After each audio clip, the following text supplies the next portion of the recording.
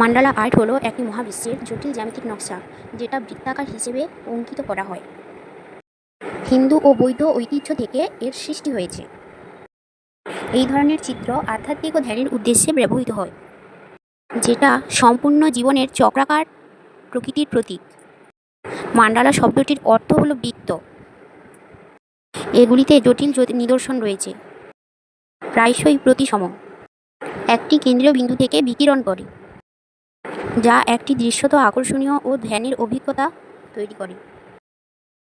বিভিন্ন সংস্কৃতিতে ধ্যান, প্রার্থনা, আধ্যাত্মিক অনুশীলনের জন্য এই ধরনের মণ্ডলগুলো ব্যবহার করা হয়, যা মনকে কেন্দ্রীভূত করতে এবং আভ্যন্তরীণ শান্তি বৃদ্ধিতে সহায়তা করে।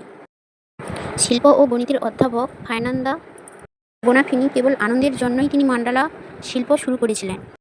মান্ডালা শিল্পকর্ম আঁকার সময় অনেক বেশি শান্ত ও প্রশান্ত বোধ করি। এর ফলে শ্বাস প্রশ্বাস ও হৃদস্পন্দন ধীর হয়ে যায়।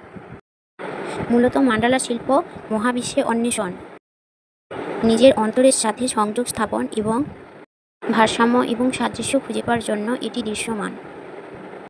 মণ্ডল অঙ্কন একজন ব্যক্তিকে সেই আত্মার সাথে দেখা করার জন্য একটি পবিত্র স্থান দেয়।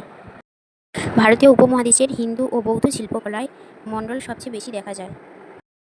তিব্বতী বৌদ্ধ ভিক্ষুরা রঙিন বালি দিয়ে এই চিত্রগুলো